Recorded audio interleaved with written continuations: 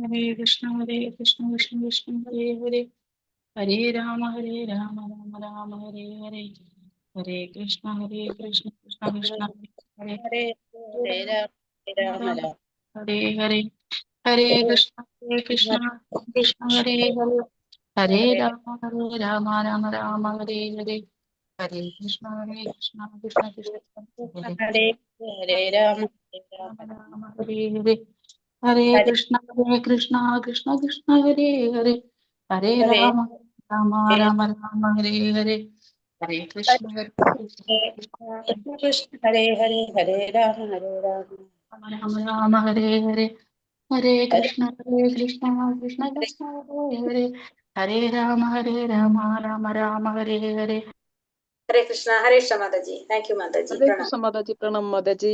ഹരേ കൃഷ്ണ മാതാജി പ്രണാമം.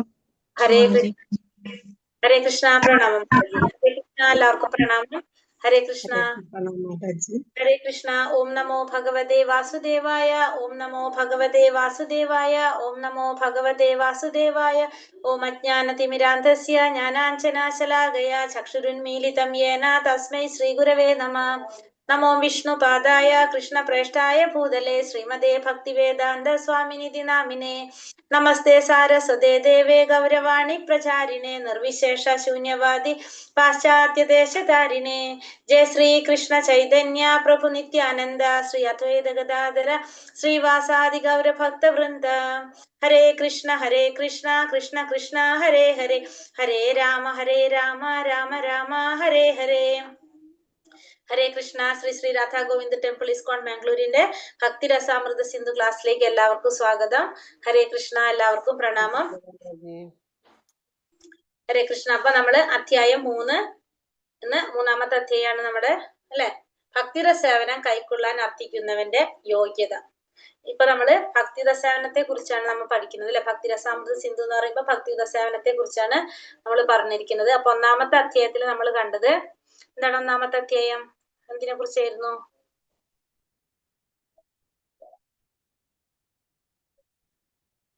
പരിശുദ്ധ ഭക്തി സേവനത്തെ കുറിച്ചായിരുന്നു. ലക്ഷണം 6 ലക്ഷണങ്ങൾ, നമ്മൾ 6 ഗുണങ്ങൾ കണ്ടു, അല്ലെ? നമ്മള് ഭക്തിരസേവനത്തിന്റെ 6 ഗുണങ്ങൾ എന്തൊക്കെയാണ് നമ്മൾ കണ്ടത്? ക്ലേശാഗ്നി, ശുഭത, മോക്ഷലഘൂക്തകൃ, സുദുർലഭ, സാന്ദ്രാനന്ദ വിശേഷാത്മ, ശ്രീകൃഷ്ണാകർഷണി. പഠിച്ചില്ലേ അതാരും? ശുഭത, മോക്ഷലഘൂക്തകൃ, സുദുർലഭ, സാന്ദ്രാനന്ദ വിശേഷാത്മ, അല്ലെ? അതാണ് നമ്മൾ പഠിച്ചത്. ക്ലേശങ്ങൾക്ക് കാരണം എന്താണെന്ന് പറഞ്ഞു? അജ്ഞതയാണെന്ന് കണ്ടു, അല്ലെ? അജ്ഞത കാരണം കൊണ്ട് നമുക്ക് എന്തുണ്ടാവും? ആഗ്രഹങ്ങൾ ഉണ്ടാകും, ചെയ്യും, ക്ലേശങ്ങൾ അനുഭവിക്കേണ്ടി വരും, അല്ലെ? അതാണ് അതില് മെയിൻ ആയിട്ട് പറഞ്ഞത്. പിന്നെ പാപങ്ങൾ പറഞ്ഞു 2 തരത്തില്. എന്തൊക്കെയാണ്? ഭാഗമായതും ഭാഗമാകാത്തതും. ഭാഗമാകാത്തത് നമ്മൾ അനുഭവിച്ചിട്ടില്ല, ഭാഗമായത് അനുഭവിച്ചത് ഫലം കിട്ടിയിട്ടുള്ളത്, അതാണ്. പിന്നെ 4 ഘട്ടങ്ങൾ കണ്ടു. എന്തൊക്കെയാണ്? അപ്രാരാബ്ധം, കൂടം, ബീജം, ഫലോന്മുഖം, അല്ലെ? പ്രാരാബ്ധം, അതാണ് 4 തരത്തിൽ. വിത്തായിട്ട് അപ്രാരാബ്ധം എന്നുവെച്ചാൽ പാകമാകാത്തത്, പിന്നെ വിത്തായിട്ട് കിടക്കുന്നത്, പിന്നെ ബീജം പ്ലാൻ ചെയ്യുന്നത്, പിന്നെ പ്രാരാബ്ധം അതായത് ഇപ്പൊ അനുഭവിച്ചു കൊണ്ടിരിക്കുന്നത്. 4 എണ്ണം പറഞ്ഞു. പിന്നെ വന്നിട്ട് നമ്മള് അതൊന്നാമത്തെ. രണ്ടാമത്തേല് നമ്മൾ പറഞ്ഞത് ശുഭത, എല്ലാ മംഗളങ്ങളുടെയും തുടക്കമാണെന്ന് കണ്ടു. അപ്പൊ അതുകൊണ്ട് എന്താ ഉണ്ടാവുന്നത്? എല്ലാ ജീവാത്മാക്കളുടെ ജീവജാലങ്ങളോട് കാരുണ്യം തോന്നുന്നു പറഞ്ഞു. എല്ലാവരെയും ആകർഷിക്കും, ആനന്ദം അനുഭവിക്കാൻ സാധിക്കും,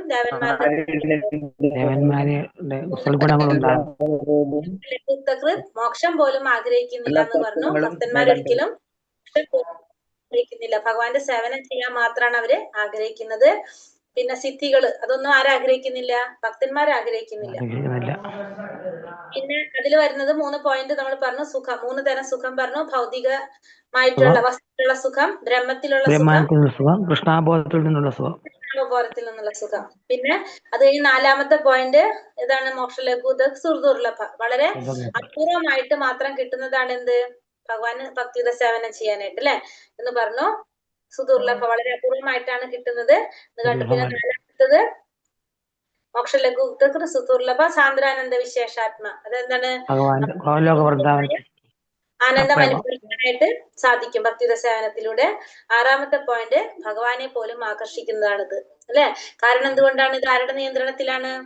രാധാറാണിയുടെ നിയന്ത്രണത്തിലാണ്. നിയന്ത്രണത്തിലാണ്. ഭഗവാനെ പോലും ആകർഷിക്കുന്നു പറഞ്ഞു. ഭഗവാനെ നമ്മൾ എന്ത് പറയും? ഒരു പേര് വേറെ പുതിയത് പഠിച്ചു ഭഗവാനെ. മദനമോഹനൻ. മോഹിനി.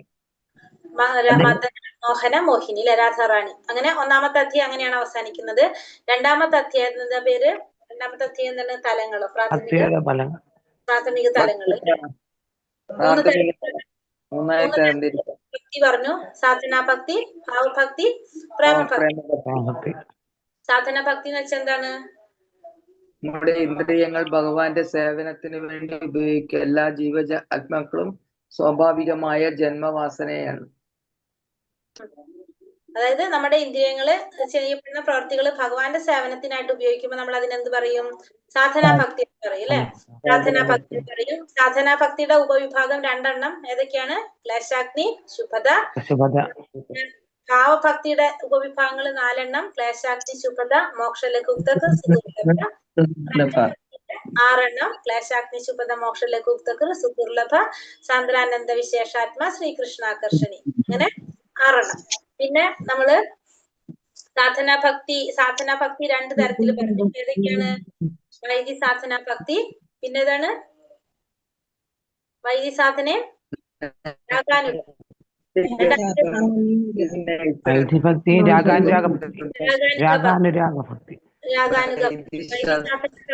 രാഗാനുഗ ഭക്തി. മനസ്സിലാവുന്നില്ലേ പറയുന്നത് എല്ലാവർക്കും? വൈദി സാധനാ ഭക്തി, 2 തരം സാധനാ ഭക്തി. ആരുടെ മൈക്ക്? വൈദി സാധനാ ഭക്തി എന്ന് പറഞ്ഞാൽ എന്താണ്? വൈദി സാധന ആചാര്യന്റെ നിർദ്ദേശപ്രകാരം അനുസരണം ചെയ്ത് ചെയ്തത്. ആചാര്യന്റെ നിർദ്ദേശാനുസരണം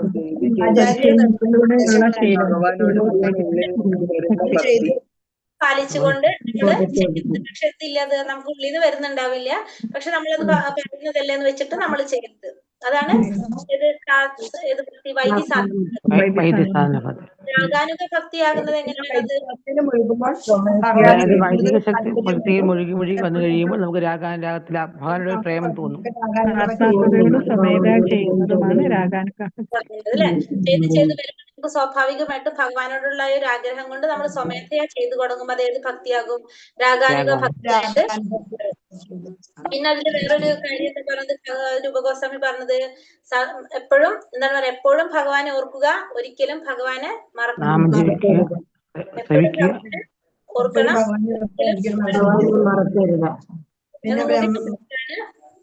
അധ്യായം. വർണ്ണാശ്രമങ്ങളെ കുറിച്ച് പറഞ്ഞു. വർണ്ണാശ്രമ വ്യവസ്ഥകളെ കുറിച്ചും പറഞ്ഞു അല്ലെ? വർണ്ണാശ്രമ വ്യവസ്ഥകൾ. വർണ്ണാശ്രമ വ്യവസ്ഥയുടെ ആശയം നമ്മൾ എവിടേക്കാണ് എത്തിക്കുന്നത്? ശരിക്കും നമ്മൾ ഭഗവത്ഗീതയിൽ പഠിക്കുന്നുണ്ട് അല്ലെ? ഈ വർണ്ണാശ്രമ വ്യവസ്ഥകളും നമ്മൾ എന്തിലേക്കുള്ള വഴി കാണിക്കുന്നതാണ്? അതൊക്കെ ഭഗവാനിലേക്കുള്ള വഴി കാണിക്കുന്നതാണ് എല്ലാം തന്നെ. അപ്പൊ നമുക്കിപ്പോ പാപങ്ങള് മാറാൻ നമുക്ക് പല വഴികളും നമുക്കറിയാം. നാമം ജപിക്കാം, പിന്നെ അതേപോലെ തന്നെ വേറെന്താണ്? നാമം ജപിക്കാം, ചരണാമൃതം സേവിക്കുക, അങ്ങനെ നമുക്ക് ശ്രവിക്കുക അല്ലെ? ഭാഗവത ശ്രവണം. ഭഗവാൻ തക്ഷണം തന്നെ നമ്മുടെ ഹൃദയത്തിൽ ഇരിക്കുന്ന പറഞ്ഞല്ലേ? പെട്ടെന്നായിരിക്കും നമുക്ക് മാറ്റം ഉണ്ടാക്കാൻ സാധിക്കുന്നത്. അപ്പൊ അങ്ങനെയൊക്കെ നമ്മൾ അപരാധങ്ങളൊക്കെ ഇല്ലാതാക്കാനായിട്ട് നമുക്ക് സാധിക്കും. അപ്പൊ അങ്ങനെ 2ാമത്തെ അധ്യായം അത്രയാണ് നമ്മള് മെയിൻ ആയിട്ടുള്ള പോയിന്റ്സ് ഞാൻ ജസ്റ്റ് ഒന്ന് പറഞ്ഞത്. ഇനി 3ാമത്തെ അധ്യായം. 3ാമത്തെ അധ്യായത്തിന്റെ പേര് ഭക്തിയുടെ സേവനം കൈക്കൊള്ളാൻ അർത്ഥിക്കുന്ന.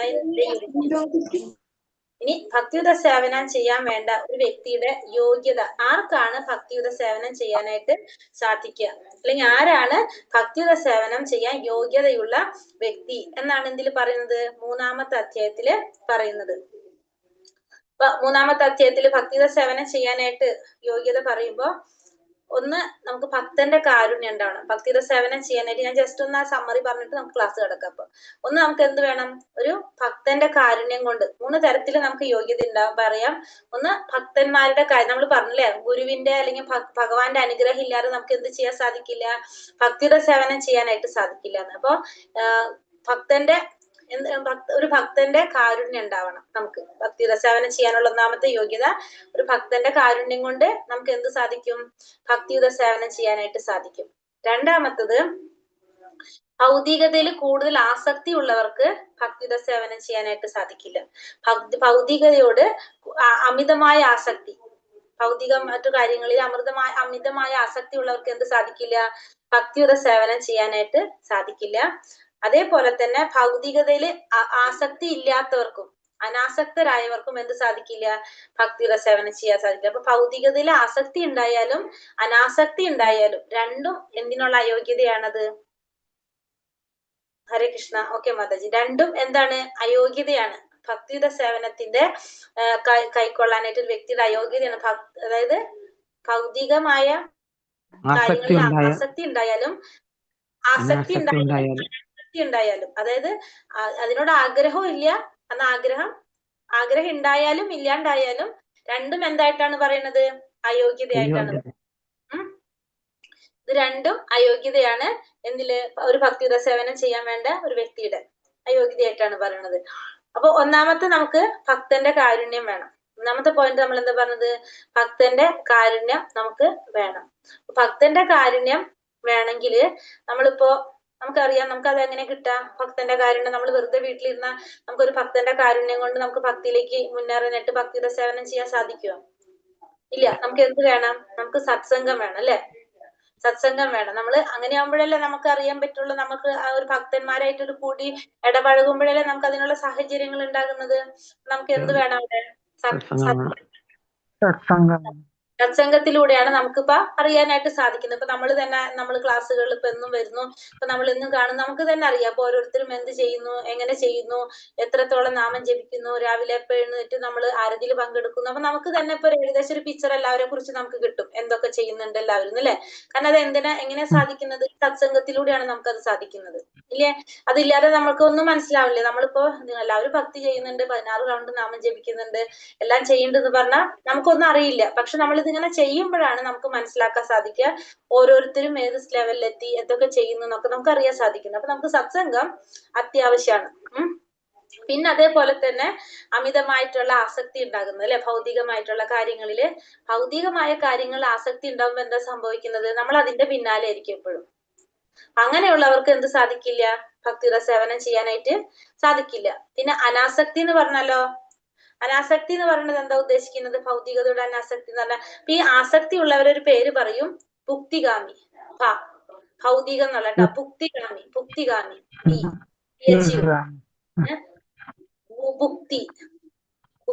എന്ന് പറയും. ഭുക്തി. അപ്പൊ ഭുക്തിഗാമി എന്നാണ് അവരെ പറയാ. അപ്പൊ ഭൗതികതയോട് അമിതമായ ആസക്തി ഉണ്ടാകുക, അവരാണെന്ത്? ഭുക്തിഗാമികള്. ഭുക്തിഗാമികൾക്ക് അപ്പൊ ഭക്തിയുടെ സേവനം ചെയ്യാനായിട്ടുള്ള യോഗ്യത ഉണ്ടാവില്ല. രണ്ടാമത്തത് ഭൗതികതയോട് അനാസക്തരായവർ. അതെങ്ങനെയുള്ളവരായിരിക്കും? ഭൗതികതയോട് അനാസക്തരുള്ളവര് എങ്ങനെയാവാൻ സാധ്യത? ആലോചിച്ച് നോക്കിയേ. നമ്മൾ പഠിക്കുന്നത് എപ്പോഴും അവരെ പറ്റി പറയുന്നത് നമ്മളൊന്നും ചെയ്യാതെ അവരവരുടേതായിട്ടുള്ള ആഗ്രഹത്തിന് മാത്രം പോകുന്നവര്. അതായത് അവർക്ക് ചില കർമ്മങ്ങൾ നിശ്ചയിച്ചിട്ടുണ്ടാവും. മടിയന്മാര്, കൊലയാളികൾ, അങ്ങനെയൊക്കെ ഉണ്ട്. അങ്ങനെയുള്ളവരൊന്നല്ല. കുറച്ചും കൂടി നന്നായിട്ട് ചിന്തിച്ചോ. അത്രയും താല്പര്യം അല്ല, അവരവർ ചെയ്യേണ്ട ചില ജോലികൾ, ചെയ്യേണ്ട ചില കർമ്മങ്ങൾ ഉണ്ടായിരിക്കുമല്ലോ ചിലർക്ക്. ഭൗതികതയോട് ഭക്തിയുടെ സേവനം ചെയ്യുന്നവരെ പറയണം മാതാജി. അതായത് ഭക്തിയുടെ സേവനം ചെയ്യാന്ന് വെച്ചാൽ ഭക്തന്മാരായിരിക്കണം. ഭക്തന്മാരാണെന്ന് നടിക്കും, പക്ഷെ ഭക്തനായിരിക്കത്തില്ലായിരിക്കും. അങ്ങനെയൊന്നല്ല. ഭയങ്കര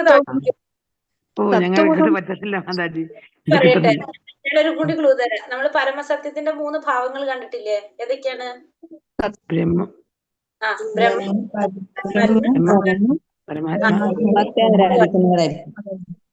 അതിലേതാണ്?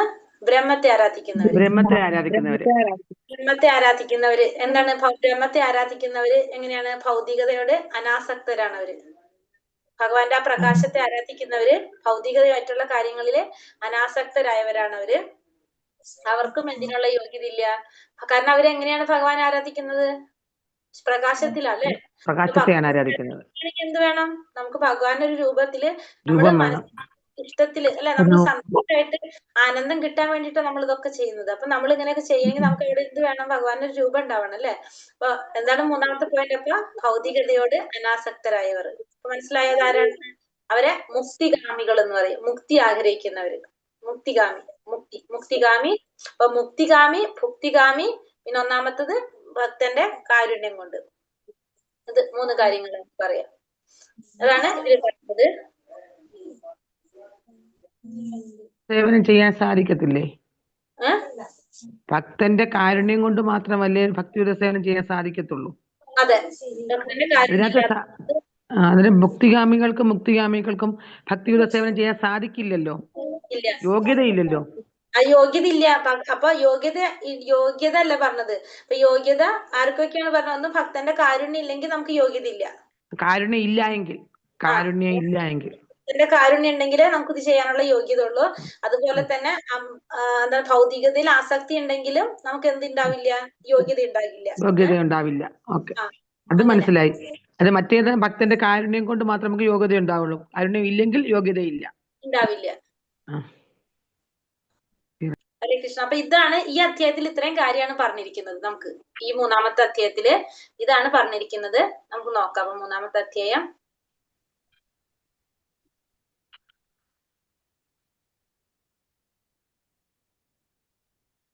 ഈ പറഞ്ഞ രീതിയിൽ കുറച്ച് നിങ്ങൾ നോട്ട് ചെയ്ത് വെച്ച് കഴിഞ്ഞാല് നിങ്ങൾക്ക് ഒരു അധ്യായത്തിൽ എന്താണോ ഉള്ളതെന്ന് നമുക്കറിയാൻ പറ്റും. ഭക്തിയുടെ സേവനം കൈക്കൊള്ളാൻ അർത്ഥിക്കുന്നവന്റെ യോഗ്യത. അപ്പോ ഇതിൽ ഫസ്റ്റ് നമുക്ക് പറയുന്ന അധ്യായം 3, പരിശുദ്ധ ഭക്തന്മാരും ആയുള്ള സത്സംഗവും കൃഷ്ണാവബോധത്തിലേക്കുള്ള ആകർഷകത്വവും മഹാഭാഗ്യത്തിന്റെ ചിഹ്നമാണ്. ഉത്തമനായ ആചാര്യന്റെ കാരുണ്യം കൊണ്ടാണ് സേവനത്തിന്റെ വിത്ത് ലഭ്യമാകുന്നതെന്ന് ചൈതന്യ മഹാപ്രഭു പറയുന്നു. അപ്പൊ ഒരു ആചാര്യന്റെ കാരുണ്യം കൊണ്ടാണ് നമുക്ക് എന്ത് കിട്ടുന്നത്? സേവനത്തിന്റെ വിത്ത് ലഭിക്കുന്നത് എന്ന് ആര് പറയുന്നുണ്ട്? ചൈതന്യ മഹാപ്രഭു ഉറപ്പിച്ചു പറയുന്നുണ്ട്. ശ്രീമദ് ഭാഗവതത്തിൽ ഭഗവാൻ പറയുന്നു, പ്രിയപ്പെട്ട ഉദ്ധവ, അസാധാരണ ഭാഗ്യമുള്ളവർക്ക് മാത്രമേ എന്നോട് ആഭിമുഖ്യം തോന്നുകയുള്ളൂ. പൂർണ്ണമായും കാമ്യകർമ്മങ്ങളിൽ നിന്നും മുക്തനാകുന്നില്ലെങ്കിൽ പോലും, അഥവാ പൂർണ്ണമായും ഭക്തിയുടെ സേവനത്തിൽ മുഴുകുന്നില്ലെങ്കിൽ പോലും ആ സേവനം ത്വരിത ഫലദായകമാണ്. അപ്പോ ഭഗവാൻ പറയുന്നുണ്ട് ഉദ്ധവരടുത്ത്, അസാധാരണ ഭാഗ്യമുള്ളവർക്ക് മാത്രമേ എന്നോട് ആഭിമുഖ്യം തോന്നുന്നുള്ളൂ. അപ്പൊ സാധാരണക്കാർക്കൊന്നും ഭഗവാനോട് ആഭിമുഖ്യം തോന്നില്ല. അസാധാരണ ഭാഗ്യം ഉണ്ടെങ്കിൽ മാത്രമേ ഭഗവാനോട് ആഭിമുഖ്യം തോന്നുന്നുള്ളൂ. പൂർണ്ണമായും കാമ്യകർമ്മങ്ങളിൽ നിന്ന് മുക്തനാകുന്നില്ലെങ്കിൽ പോലും, നമ്മൾ പൂർണ്ണമായിട്ടും കാമ്യകർമ്മങ്ങൾ, ഫലം ആഗ്രഹിച്ചുകൊണ്ട് കർമ്മങ്ങൾ ചെയ്യുന്നതിൽ നിന്ന് മുക്തനാകുന്നില്ലെങ്കിൽ പോലും, അതല്ലെങ്കിൽ പൂർണ്ണമായും ഭക്തിയുടെ സേവനത്തിൽ മുഴുകുന്നില്ലെങ്കിൽ പോലും, പൂർണ്ണമായിട്ട് നമ്മൾ ഭക്തിയുടെ സേവനത്തിൽ മുഴുകുന്നില്ല എങ്കിൽ പോലും ആ സേവനം ത്വരിത ഫലദായകമാണ്. പക്ഷെ എന്നാലും ചെയ്യുന്ന ഭക്തിയുടെ സേവനം നമുക്ക് എന്ത് കിട്ടും? അത് ത്വരിതമായിട്ട് പെട്ടെന്ന് തന്നെ ഫലം കിട്ടും, ഫലദായക ആണ്. പ്രസക്തമായ വേദഗ്രന്ഥങ്ങളിൽ നിഷ്ണാതത്വം, അവയെ ആധാരമാക്കിയുള്ള ചർച്ചയിലുള്ള വൈദഗ്ധ്യം എന്നിവ ഉത്തമ ശ്രേണിയിൽപ്പെട്ട ഭക്തന്റെ ലക്ഷണമാണ്. അപ്പൊ ഒരു ഉത്തമ ശ്രേണിയിൽപ്പെട്ട ഭക്തന്റെ ലക്ഷണം എന്താ പറയുന്നത്? ഭക്തന്മാരെ 3ആക്കി തരംതിരിച്ചിട്ട് പറയുന്നതാണ്. നമ്മൾ ഓൾറെഡി പറയുന്നതാണ് അല്ലെ, മധ്യമാധികാരി, ഉത്തമാധികാരി, പിന്നെതാണ് കനിഷ്ഠാധികാരി നമ്മൾ പഠിച്ചിട്ടുള്ളത്. അപ്പൊ ഇവിടെ പറയുന്നതാണ്, ഭക്തന്മാരെ 3ആയിട്ട് തരംതിരിക്കാം. ഒന്നാമത്തത് പ്രസക്തമായ വേദഗ്രന്ഥങ്ങളിൽ നിഷ്ണാതത്വം, അവയെ ആധാരമാക്കിയുള്ള ചർച്ചകളിൽ വൈദഗ്ധ്യം എന്നിവ ഉത്തമ ശ്രേണിയിൽപ്പെട്ട ഭക്തന്റെ ലക്ഷണങ്ങളാണ്. അപ്പൊ ഒരു ഉത്തമ ഭക്തന്റെ ലക്ഷണമാണ്, ഒന്ന് നമുക്ക് എന്തുണ്ടാവും? വേദഗ്രന്ഥങ്ങളിലൊക്കെ ഭയങ്കര അറിവുണ്ടാകും. പിന്നെ അതിനെ ചർച്ച ചെയ്യുമ്പോഴോ അതിൽ ഭയങ്കര വൈദഗ്ധ്യം കാഴ്ചവെക്കാനും സാധിക്കും. അത് ഉത്തമ ശ്രേണിയിൽപ്പെട്ട ഭക്തന്റെ ലക്ഷണമാണ്. തികഞ്ഞ വിവേചന ബുദ്ധിയോടെ നിഗമനങ്ങൾ അവതരിപ്പിക്കാനുള്ള സാമർഥ്യം അയാൾക്കുണ്ടായിരിക്കും. ഭക്തിയുടെ സേവനത്തിനുള്ള നിയതമായ മാർഗങ്ങൾ ആവിഷ്കരിക്കാൻ അയാൾക്ക് കഴിവുണ്ട്. പിന്നെ വിവേചന ബുദ്ധിയോടെ നിഗമനങ്ങൾ അവതരിപ്പിക്കാനും സാമർഥ്യം ഉണ്ടായിരിക്കും. ഭക്തിയുടെ സേവനത്തിനുള്ള നിയതമായ മാർഗങ്ങൾ ആവിഷ്കരിക്കാനും അയാൾക്ക് കഴിവുണ്ടായിരിക്കും. ജീവിതത്തിന്റെ പരമമായ ലക്ഷ്യം ഭക്തിയുതമായ കൃഷ്ണ സേവനമാണെന്ന് അയാൾക്കറിയാം. അപ്പൊ പരമമായ ലക്ഷ്യം എന്താണ്? ഭഗവാന്റെ സേവനമാണെന്നും അയാൾക്ക് അറിയാനായിട്ട് സാധിക്കും. ഇതൊക്കെ നമ്മൾ പഠിച്ചിട്ടുള്ളതാണ് അല്ലെ, ഉത്തമാധികാരിയുടെ ലക്ഷണങ്ങളാണ് ഇതൊക്കെ. തനിക്ക് ആരാധിക്കാനും സ്നേഹിക്കാനും കൃഷ്ണൻ മാത്രമേ ഉള്ളൂ എന്ന് അയാൾ വിശ്വസിക്കുന്നു. ഈ ശ്രേണിയിൽപ്പെടുന്ന ഭക്തന്മാർ ഉത്തമനായ ആചാര്യന്റെ ശാസനകളെ അതേപടി അനുസരിച്ച് ജീവിച്ചു പോരുന്നവരാണ്. അപ്പൊ തനിക്ക് ആരാധിക്കാനും സ്നേഹിക്കാനും ഭഗവാൻ മാത്രമേ ഉള്ളൂ എന്നും അയാൾ വിശ്വസിക്കും. ഈ ശ്രേണിയിൽപ്പെടുന്ന ഭക്തന്മാര് ഉത്തമനായ ആചാര്യന്റെ ശാസനകളെ അനുസരിച്ച് അതേപടി ജീവിച്ച് പോരുന്നവരാണ്.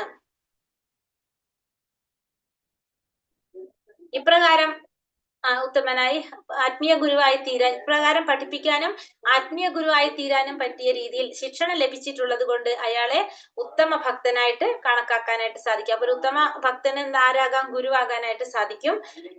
അതുകൊണ്ട് അയാൾ ഉത്തമ ഭക്തനായിട്ട് പറയാം. ഇത്തരം ശിഷ്യന്മാർ ഒരിക്കലും തന്നിൽ മുതിർന്നവരുടെ തത്വങ്ങളിൽ നിന്ന് വ്യതിചലിക്കാറില്ല. വൈദിക ഗ്രന്ഥങ്ങളിൽ പൂർണ്ണമായും അവഗാഹം നേടി യുക്തിപൂർവം നിരൂപണ ബുദ്ധിയോടെ കാര്യങ്ങൾ അപഗ്രഥിക്കുന്നവരാണ് ഉത്തമ ഭക്തന്മാർ. യുക്തിപൂർവമുള്ള നിരൂപണം എന്നാൽ ഇവിടെ അർത്ഥമാക്കുന്നത് വൈദിക ഗ്രന്ഥങ്ങളെ അടിസ്ഥാനപ്പെടുത്തിക്കൊണ്ടുള്ള യുക്തിയെയാണ്. സമയം പാഴാക്കാൻ വേണ്ടിയുള്ള വെറും ഊഹാധിഷ്ഠിത രീതികൾ ഇവർക്ക് താല്പര്യമില്ല.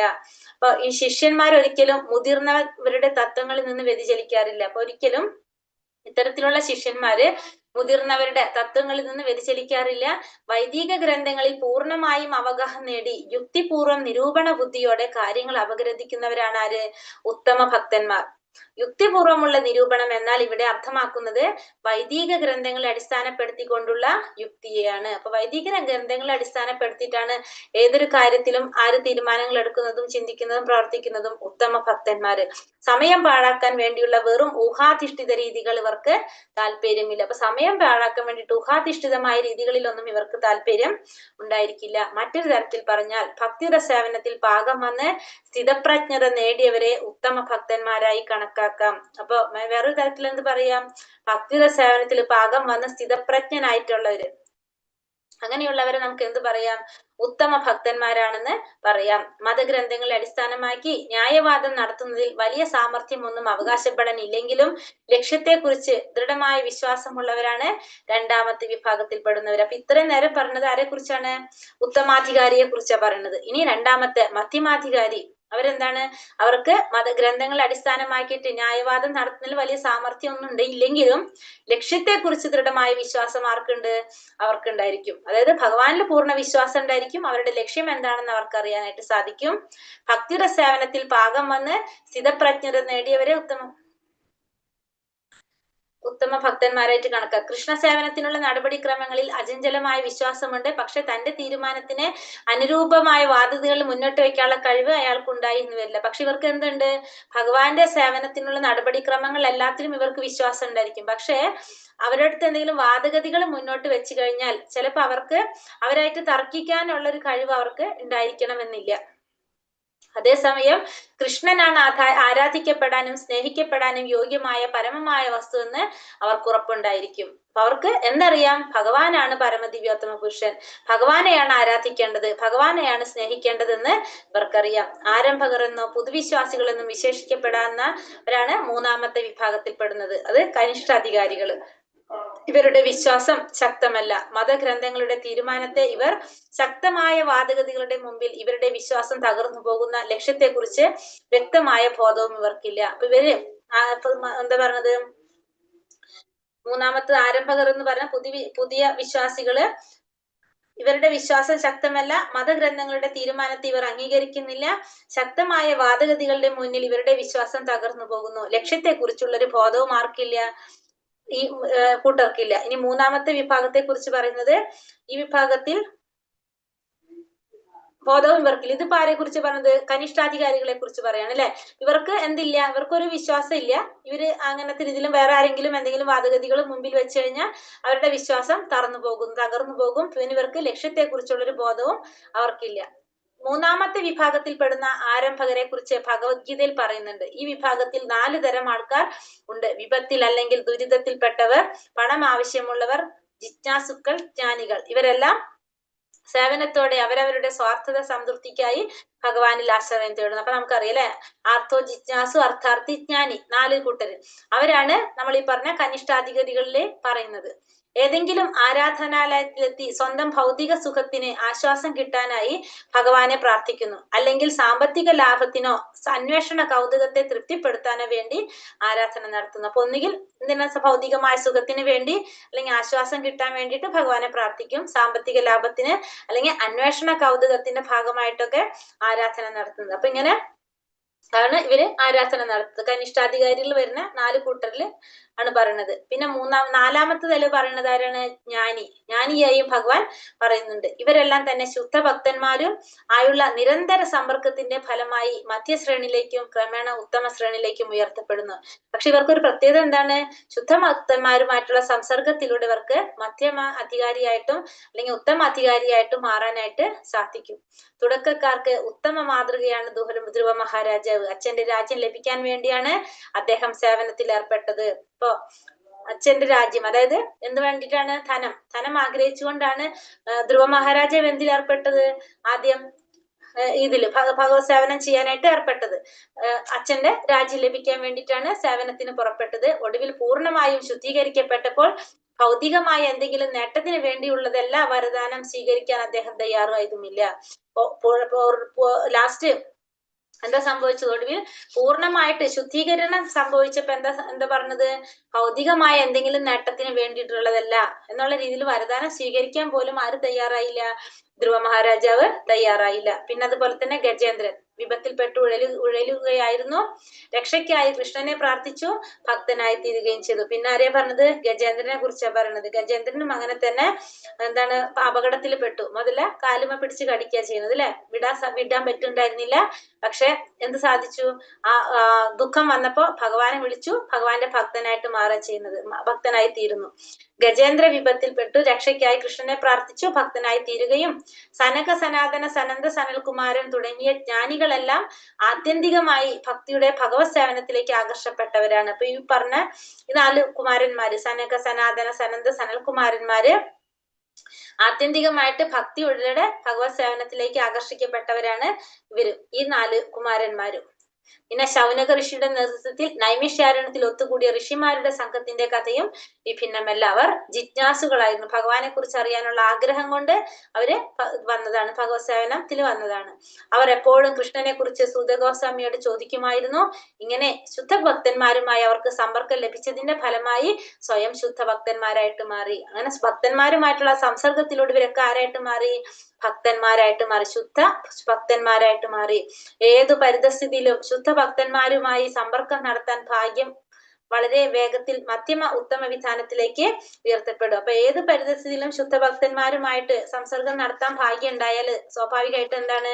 ഒന്നുകിൽ മധ്യമാധികാരിയിലേക്കോ ഉത്തമാധികാരിയിലേക്കോ നമ്മള് ഉയർത്തപ്പെടുകയും ചെയ്യും. അപ്പൊ നമുക്ക് സത്സംഗം വളരെ അത്യാവശ്യമാണെന്നുള്ളത് നമുക്കിവിടെ മനസ്സിലാക്കാം. അത് നമുക്ക് പറ്റാത്ത കാര്യം ആ ശുദ്ധ ഭക്തന്റെ കാരുണ്യം കൊണ്ട് നമുക്ക് ചെയ്യാനായിട്ട് സാധിക്കും. ഭഗവത്ഗീത 7-ാം അധ്യായത്തിലും ഈ 4 തരം ഭക്തന്മാരെ കുറിച്ച് പറയുന്നുണ്ട്. അവരെല്ലാം ധർമ്മനിഷ്ഠ ഇല്ലാത്തവർക്ക് ഭക്തിയുടെ സേവനത്തിലേക്ക്, അവരെല്ലാം ധർമ്മനിഷ്ഠ ഇല്ലാത്തവർക്ക്, ഒരു മിനിറ്റ്,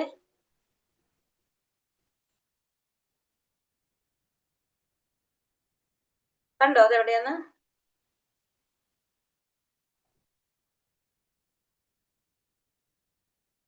നാൽപ്പത്തിരണ്ടാമത്തെ പേജ്. 42ാമത്തെ പേജാ മാതാജി. അതിലെവിടെയാ? 42ാമത്തെ പേജില് ഭഗവത്ഗീത 7 അധ്യായത്തിൽ 4 തരം 2ാമത്തെ ഭഗവത്ഗീത 7 അധ്യായത്തിൽ ഈ 4 തരം ഭക്തന്മാരെ കുറിച്ച് പറയുന്നുണ്ട്. കണ്ട് 4 തരം ഭക്തരെ കുറിച്ച് പറയുന്നുണ്ട്. അവരെല്ലാം ധർമ്മനിഷ്ഠരുമാണ്. ധർമ്മനിഷ്ഠ ഇല്ലാത്തവർക്ക് ഭക്തിയുടെ സേവനത്തിലേക്ക് വരാനാവില്ല. തുടർച്ചയായി ധാർമ്മിക വൃത്തികൾ ഏർപ്പെടുകയും ജീവിതത്തിലെ പാപപ്രവർത്തികളിൽ നിന്ന് നിവൃത്തരാകുകയും ചെയ്യുന്നവർക്ക് മാത്രമേ കൃഷ്ണാവബോധം ഉണ്ടാകൂ. മറ്റുള്ളവർക്ക് അത് ഉണ്ടാകില്ല. ആരംഭ ഭക്തരെ 4 തരംതിരിക്കുന്നുവെങ്കിൽ എന്ന് നേരത്തെ പറഞ്ഞു. ഇതിൽ ധാർമ്മിക വൃത്തിയിൽ ഏർപ്പെടാത്ത അനുഭവക്കാരൻ ക്രമേണ ആജ്ഞേയവാദിയോ കമ്മ്യൂണിസ്റ്റോ അതുപോലെ മറ്റു വല്ലതും ഒക്കെ ആയിത്തീരും. കാരണം അയാൾ ഈശ്വരനിൽ പൂർണ്ണമായും വിശ്വസിക്കുന്നില്ല. ഇവിടെ എന്താ പറഞ്ഞത്? ആരംഭ ഭക്തന്മാരെ 4 തരംതിരിക്കും. അപ്പൊ ധാർമ്മിക വൃത്തിയിൽ ഏർപ്പെടാത്ത ദുരിതാനുഭവക്കാരൻ ക്രമേണ ആരായിട്ട് മാറും? ആത്മീയവാദിയോ കമ്മ്യൂണിസ്റ്റോ അതുപോലെ ആയിത്തീരും. കാരണം എന്തുകൊണ്ടാണത്? ഭഗവാനില് പൂർണ്ണമായിട്ട് വിശ്വസിക്കാത്തത് കൊണ്ട് തന്നെ. ഭഗവാനില് വിശ്വസിക്കാത്തത് കൊണ്ട് അവരാരായിട്ട് മാറാം? ഇത്തരത്തിലൊക്കെ ആയിട്ട് തീരാനായിട്ട് സാധ്യതയുണ്ട്. കാരണം അയാൾ ഈശ്വരനിൽ പൂർണ്ണമായി വിശ്വസിക്കുന്നില്ല. ഈശ്വരനെ നിരാകരിച്ചുകൊണ്ട് തന്നെ സ്വന്തം ദുരിതാവസ്ഥയുമായി പൊരുത്തപ്പെട്ടു പോകാൻ കഴിയുമെന്ന് അയാൾ കരുതുന്നു.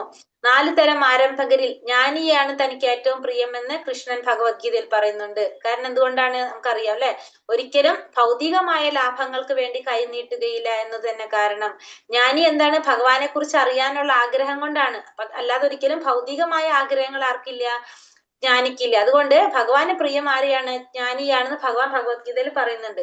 ഈശ്വരനോട് ഒന്നും തന്നെ പെടുന്നില്ല. സാമ്പത്തിക ലാഭമോ ദുരിത നിവൃത്തിയോ മറ്റെന്തെങ്കിലുമോ അയാൾ ആഗ്രഹിക്കുകയില്ല. സാമ്പത്തിക ലാഭമോ പിന്നെ അതുപോലെ തന്നെ ദുരിത നിവാരണോ ഇതൊന്നും ആരാഗ്രഹിക്കുന്നില്ല? ജ്ഞാനി ആഗ്രഹിക്കുന്നില്ല. ജ്ഞാനിയുടെ നിലയിലേക്ക് ഉയർത്തപ്പെടാതെ ഭഗവാനെ ആരാധിക്കുക എന്ന തത്വത്തിൽ ഉറച്ചു നിൽക്കാൻ സാധിക്കില്ല. അപ്പൊ ജ്ഞാനിയുടെ നിലയിലേക്ക് ഉയർത്തപ്പെടാതെ ഭഗവാനെ ആശ്രയിക്കുക എന്ന തത്വത്തില്, ആരാധിക്കുക എന്ന തത്വത്തില് ഉറച്ചു നിൽക്കാനായിട്ട് ആവില്ല. നിരവധി ജന്മങ്ങൾക്ക് ശേഷം ജ്ഞാനിയായി തീരുമ്പോൾ ഒരുവൻ വാസുദേവനിൽ സ്വാർപ്പണം ചെയ്യുന്നു. അതായത് വാസുദേവനാണ് സകലതിനും കാരണവും ആദിപുരുഷൻ എന്ന ബോധ്യം വന്നിരിക്കുന്ന അർത്ഥം. അപ്പൊ കുറെ ജന്മങ്ങൾക്ക് ശേഷം ബഹുനാം ജന്മനാമന്റെ ജ്ഞാനവാൻ മാം പ്രഭക്തിയത് എന്ന് പറയല്ലേ, കുറെ ജന്മങ്ങൾക്ക് ശേഷം ജ്ഞാനിയായി തീരുമ്പോ എന്ത് ചെയ്യാണ്? ഭഗവാനില് സ്വാർപ്പണം ചെയ്യാണ്. സ്വാത്മാർപ്പണം. അതായത് ശരീരവും മനസ്സും ആത്മാവും ഭഗവാന് സമർപ്പിക്കുക. അതാണ് സ്വാത്മാർപ്പണം ചെയ്യുമ്പോ വാസുദേവൻ ആണ് സകലതിനും കാരണവും ആദിപുരുഷനും എന്ന ബോധ്യം വന്നിരിക്കുന്നു.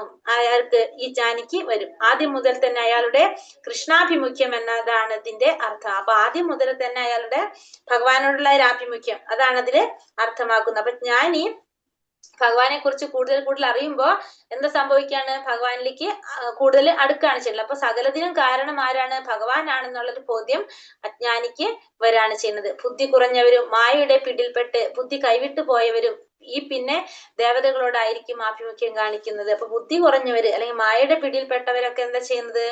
അവർക്ക് ദേവതകളോടായിരിക്കും ആഭിമുഖ്യം ഉണ്ടാകുന്നത്. ഓരോരുത്തരുടെയും ഗുണത്തിന്റെ സത്വരജ തമോസ് അടിസ്ഥാനത്തിൽ ഓരോരോ ദേവതയെ സ്വീകരിക്കുന്നു. ഓരോരുത്തരും ആ ഗുണത്തിന്റെ അടിസ്ഥാനത്തിൽ എന്ത് ചെയ്യും?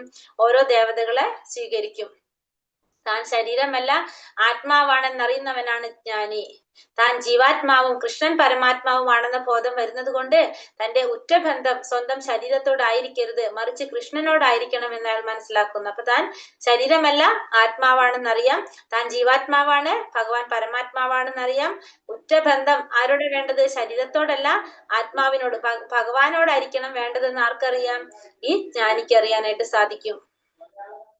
ദുഃഖിതനും ധനം ആവശ്യമായി വന്നിരിക്കുന്നവനും ജീവിതത്തെ കുറിച്ചുള്ള ഭൗതിക സങ്കല്പത്തിലാണ്. ഇപ്പൊ ദുഃഖിതൻ അല്ലെങ്കിൽ ധനം ആഗ്രഹിക്കുന്ന വ്യക്തി അവർക്ക് എങ്ങനെയാണ്? ഭൗതിക സങ്കല്പത്തിലാണ്. കാരണം ഈ പറഞ്ഞത് രണ്ടും ശരീരവുമായി ബന്ധപ്പെട്ടതാണ്. ജിജ്ഞാസുവിന്റെ നില ഇതിനേക്കാൾ അല്പം ഉയർന്നതാണ്. അപ്പോ ആദ്യത്തെ രണ്ടെണ്ണം അല്ലെ, ദുഃഖിതനും ധനകാംക്ഷിയും, അത് എവിടെയാണ് വേണ്ടത്? ഭൗതികമായ കാര്യത്തിനാണ് വേണ്ടത്, ശരീരവുമായിട്ട് ബന്ധപ്പെട്ടതാണ്. അപ്പൊ അതുകൊണ്ട് അവരെക്കാളും ഉയർന്നതാണ് ആര്? ജിജ്ഞാസു. ഇവരെക്കാൾ കുറച്ചുകൂടി അല്പം ഉയർന്നതാണ് ജിജ്ഞാസു എന്ന് പറയാം. പക്ഷെ അപ്പോഴും ഭൗതിക വിധാനത്തിൽ തന്നെ കൃഷ്ണനെ അന്വേഷിക്കുന്ന ജ്ഞാനിക്കറിയാം താൻ ജീവാത്മാവ് അഥവാ കൃഷ്ണൻ പരമാത്മാവ് ആണെന്ന്. അപ്പോഴും ആർക്കറിയാൻ സാധിക്കും? ഭൗതിക വിധാനത്തില് തന്നെ കൃഷ്ണനെ അന്വേഷിക്കുന്ന ജ്ഞാനിക്ക് താൻ ജീവാത്മാവും ഭഗവാൻ പരമാത്മാവാണെന്നും അറിയാനായിട്ട് സാധിക്കും. ഭൗതികമായ ക്ലേശദ്വേഗങ്ങളിൽ നിന്നും മുക്തനായി ജീവാത്മാക്കളെ മുഴുവനും തുല്യ നിലയിൽ കാണാനുള്ള അവസ്ഥ വരുമ്പോൾ ഒരുവൻ ഭക്തി സേവനത്തിന് യോഗ്യനെന്ന് ഭഗവത്ഗീത പറയുന്നു. അപ്പൊ എപ്പോഴാണോ ഒരു വ്യക്തി എങ്ങനെയാണ് ജീവാത്മാക്കളായിട്ട് തുല്യ നിലയിൽ കാണാൻ പറ്റുന്ന ഒരു അവസ്ഥ വരെ, എങ്ങനെയാണത്? ഭൗതികമായ ക്ലേശങ്ങളിൽ നിന്നൊക്കെ മുക്തനായിട്ട് എല്ലാവരെയും ഒരേപോലെ കാണാൻ സാധിക്കുന്ന ഒരവസ്ഥ വരുമ്പോ എന്തിനെ യോഗ്യത നേടും? ഭക്തി സേവനത്തിന് യോഗ്യത നേടും. എത്ര ശ്രമിച്ചാലും ഭഗവാനിൽ ഐക്യം പ്രാപിക്കുക എന്നത് സാധ്യമല്ല. അതുകൊണ്ട് അയാൾ പ്രാമാണികമായി ഭൗതിക തലത്തിലോ സ്വന്തം ഇന്ദ്രിയ സംതൃപ്തനോ ആഗ്രഹിക്കുന്ന ഒരാൾക്കും ഭക്തിര സേവനത്തിന്റെ സ്വാദ് പിടിക്കുകയില്ല. അപ്പൊ എത്ര ശ്രമിച്ചാലും ഭഗവാനിൽ ഐക്യം പ്രാപിക്കുക എന്നത് സാധ്യമല്ലാത്തത് കൊണ്ട്, ഭഗവാനിൽ ഐക്യം പ്രാപിക്കണമെങ്കിൽ ഏത് വേണം? നമ്മള് ബ്രഹ്മ അല്ല വേണ്ടത് അല്ലെ? പരമാത്മാ ഭഗവാനിലൂടെയാണ് നമുക്ക് എന്ത് സാധിക്കുന്നത്? ഭഗവാൻ സാക്ഷാത്കാരം നടക്കുന്നത്. ആ ഭഗവാനിൽ സാക്ഷാത്കരിക്കാൻ സാധിക്കുന്നില്ല, എത്ര ശ്രമിച്ചാലും ഇല്ല എന്ന് പറഞ്ഞത് എന്താണ്? ബ്രഹ്മത്തിൽ അല്ലെ. അപ്പൊ അതുകൊണ്ട് കൂടുതൽ പ്രമാണിയായി കൂടുതൽ ഭൗതികത്തിലോ സ്വന്തം ഇന്ദ്രിയ സംതൃപ്തത്തിനോ ആഗ്രഹിക്കുന്ന ഒരാൾക്ക് കൂടുതൽ ഭൗതികത്തില്, അതായത് നമ്മളിപ്പോ നേരത്തെ പറഞ്ഞ ഭൗതികമായിട്ട് ആസക്തി ഉണ്ടാകുക, അല്ലെങ്കിൽ സ്വന്തം ഇന്ദ്രിയ സംതൃപ്തത്തിന് സ്വന്തം ഇന്ദ്രിയങ്ങളെ സന്തോഷിപ്പിക്കാൻ ആഗ്രഹിക്കുന്ന ഒരാൾക്കും ഭക്തിയുടെ സേവനത്തിന്റെ സാധു പിടിക്കില്ല. ഒന്ന്, ഭഗവാനിൽ ഐക്യം പ്രാപിക്കുക എന്നത് സാധ്യമല്ലാത്തത്, അതാണ് നമ്മൾ ബ്രഹ്മത്തിന്റെ പറഞ്ഞത്. രണ്ടാമത്തത് എന്താ പറഞ്ഞ? ഭൗതികമായിട്ടുള്ള കൂടുതൽ പ്രമാണിയായിക്കൊണ്ട് ഭൗതികത്തിലും സ്വന്തം ഇന്ദ്രിയ സംതൃപ്തിനും, അപ്പൊ ഭൗതികമായ ആസ്വാദനങ്ങൾക്ക്, സ്വന്തം ഇന്ദ്രിയ ആസ്വാദനങ്ങൾക്ക് ആഗ്രഹിക്കുന്ന ഒരു വ്യക്തിക്കും എന്തിലും സ്വാദ് ഉണ്ടാവില്ല? ഭക്തിയുടെ സേവനത്തിന്റെ സ്വാദ് കിട്ടില്ല. ദുർമന്ത്രവാദിനിയുടെ മായാജാലത്തിന് വശം ആകുന്നതോടെയാണ് മുക്തിയോ ആഗ്രഹിക്കുന്നവനെ രൂപഗോസ്വാമി തുലനം ചെയ്യുന്നത്. അപ്പൊ ഇവിടെ ദുർമന്ത്രവാദിനിയുടെ മായാജാലത്തിന് വശമാകുന്നതിനോടാണ് എന്തിനെ തുലനം ചെയ്യുന്നത്? മുക്തിയെ തുലനം ചെയ്യുന്നത്. മുക്തിയെ തുലനം ചെയ്യുന്നത് എങ്ങനെയാ പറഞ്ഞ? കൂടുതൽ പ്രമാണിയാകും. ദുർമന്ത്രവാദിനിയുടെ മായാജാലത്തിന് വശം വന്നതാകുന്നതിനോടെയാണ് ഭുക്തിയോ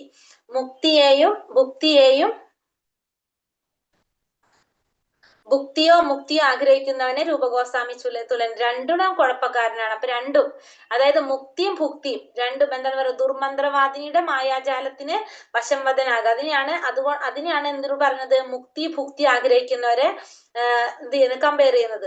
കാരണം രണ്ടും എങ്ങനെയാണ്? രണ്ടും കുഴപ്പമാണ്. ഭുക്തി എന്ന് പറഞ്ഞാല് നമ്മൾ നേരത്തെ പറഞ്ഞു അല്ലെ, ഭൗതികമായ സുഖമാണ് ഭുക്തി. ഭൗതിക ദുഃഖങ്ങളിൽ നിന്നുള്ള മോചനം നേടി ഈശ്വരൻ ലയിക്കലാണ് എന്ത്? മുക്തി എന്ന് പറയുന്നത്. അപ്പൊ ഇത് രണ്ടും കുഴപ്പമാണ്. കാരണം ദുർമന്ത്രവാദിയുടെയോ ദുർഭൂതങ്ങളുടെയോ ആവേശത്തിന് തുല്യമാണ് ആഗ്രഹങ്ങൾ. കാരണം ഭൗതിക സുഖം ആഗ്രഹമായാലും ഭൗതിക സുഖത്തിനുള്ള ആഗ്രഹമായാലും പരമാത്മാവുമായുള്ള ആത്മീയ ഐക്യത്തിനുള്ള പ്രതിപത്തിയായാലും അത് ഭക്തിയുടെ സേവനത്തിന്റെ അതീന്ദ്രിയമായ രുചി അനുഭവിക്കാൻ സാധിക്കില്ല. അപ്പൊ ഇത് രണ്ടും നമ്മൾ എന്തിലേക്ക് കൊണ്ടുപോകില്ല? ഭക്തിയുടെ സേവനത്തിന്റെ അതീന്ദ്രിയമായ രുചി അനുഭവിക്കാനായിട്ട് കൊണ്ടുപോകില്ല. നമുക്ക് ഇത് രണ്ടു കൊണ്ടും അത് സാധിക്കില്ല. ഭൗതികമായ സുഖത്തിനുള്ള ആഗ്രഹമായാലും പിന്നെ ആത്മീയ ഐക്യത്തിനുള്ള ആ പ്രതിപത്തി, രണ്ടും നമ്മളെ ആ അതീന്ദ്രിയമായ രുചി അനുഭവിക്കാനായിട്ട് സഹായിക്കില്ല. ശ്രീമദ് ഭാഗവതത്തിൽ കപിലദേവൻ തന്റെ അമ്മയായ ദേവഹൂതിക്ക് ഉപദേശം നൽകുന്നുണ്ട്. എന്റെ വിവിധ രൂപങ്ങൾ, എന്റെ മുഖകാന്തി, വശ്യമായ ശരീരവടിവ് എന്നിവയിൽ എന്റെ യഥാർത്ഥ ഭക്തന്മാർ ആകൃഷ്ടരാകുന്നു. അവരുടെ മനസ്സ് എന്നെ കുറിച്ചുള്ള ചിന്തയിൽ തന്നെ ലയിച്ചു പോകത്തക്ക വിധം സുന്ദരമാണ്. അവർക്ക് എന്റെ ചിരിയും ലീലാവിലാസങ്ങളും നോട്ടവും. അവർ സ്വന്തം ജീവിതം പൂർണ്ണമായി എനിക്ക് സമർപ്പിച്ചിരിക്കുന്നു. ഇങ്ങനെയുള്ളവർ ഭൗതിക സുഖങ്ങളോ മോക്ഷമോ ആഗ്രഹിക്കുന്നില്ലെങ്കിൽ പോലും അവർക്ക് എന്റെ ധാമത്തിൽ എന്റെ ചങ്ങാതികളുടെ കൂട്ടത്തിൽ ഞാൻ സ്ഥാനം നൽകും. അപ്പൊ അവര് ഇവിടെ എന്താ പറഞ്ഞത്? ഇവര് ദേവഹൂതിയോട് പറയുന്നതാണ്. അതായത് കപിലദേവൻ തന്റെ അമ്മയായ ദേവഹൂതിക്ക് നൽകുന്ന ഉപദേശമാണ്. 3-ാമത്തെ സ്കന്ധം 25-ാമത്തെ 26-ാമത്തെ അധ്യായത്തിൽ 26-ാമത്തെ ശ്ലോകത്തിൽ പറയുന്നത്, എന്റെ വിവിധ രൂപങ്ങൾ, മുഖകാന്തി, വശ്യമായ ശരീരവെടിവ് എന്നിവയിൽ എന്റെ യഥാർത്ഥ ഭക്തന്മാർ ആകൃഷ്ടരാകുന്നു. അവരുടെ മനസ്സ് എന്നെ കുറിച്ചുള്ള ചിന്തയിൽ ലയിച്ചു പോകത്തക്ക വിധം സുന്ദരമാണ്. അവർക്ക് എന്റെ ചിരിയും ലീലാവിലാസങ്ങളും നോട്ടവും. അവർ സ്വന്തം ജീവിതം പൂർണ്ണമായി എനിക്ക് സമർപ്പിച്ചിരിക്കുന്നു. ഇങ്ങനെയുള്ളവർ ഭൗതിക സുഖങ്ങളോ മോക്ഷമോ ആഗ്രഹിക്കുന്നില്ലെങ്കിൽ പോലും അവർക്ക് എന്റെ ധാമത്തിൽ എന്റെ ചങ്ങാതികളുടെ കൂട്ടത്തിൽ ഞാൻ സ്ഥാനം നൽകും. ഭഗവാന്റെ ചങ്ങാതികളായിട്ട് ഭഗവാൻ ഇവർക്കൊക്കെ സ്ഥാനം നൽകും. ഉദ്ധവൻ ശ്രീകൃഷ്ണനോട് പറയുന്ന സമാനമായ മറ്റൊരു സന്ദർഭം ഇവിടെ ഗ്രന്ഥത്തിലുണ്ട്. 3-ാം സ്കന്ധം 4-ാം അധ്യായം 15. പ്രഭോ ഭക്തിയുതമായി അങ്ങയുടെ സേവനത്തിൽ മുഴുകിയിരിക്കുന്നവർക്ക് മതാനുഷ്ഠാനം, സാമ്പത്തിക ലാഭം, ഇന്ദ്രിയ സംതൃപ്തി, മുക്തി ഇവയിൽ നിന്നും വിശേഷ വിധിയായി ഒന്നും ആഗ്രഹിക്കാനില്ല, കിട്ടാനുമില്ല. ഈ പറഞ്ഞവയിൽ നിന്നുള്ള സുഖം അവരെ സംബന്ധിച്ചിടത്തോളം ക്ഷിപ്രലഭ്യമാണെങ്കിൽ പോലും അങ്ങയുടെ പാദങ്ങളിലുള്ള വിശ്വാസവും ഭക്തിയും അചഞ്ചലമായി നിൽക്കണേ എന്നാണ് പ്രാർത്ഥന. അപ്പൊ ഇവിടെ എന്താ പറഞ്ഞത്? ഭഗവാനോട് ഉദ്ധവര് പറയുന്നതാണ്,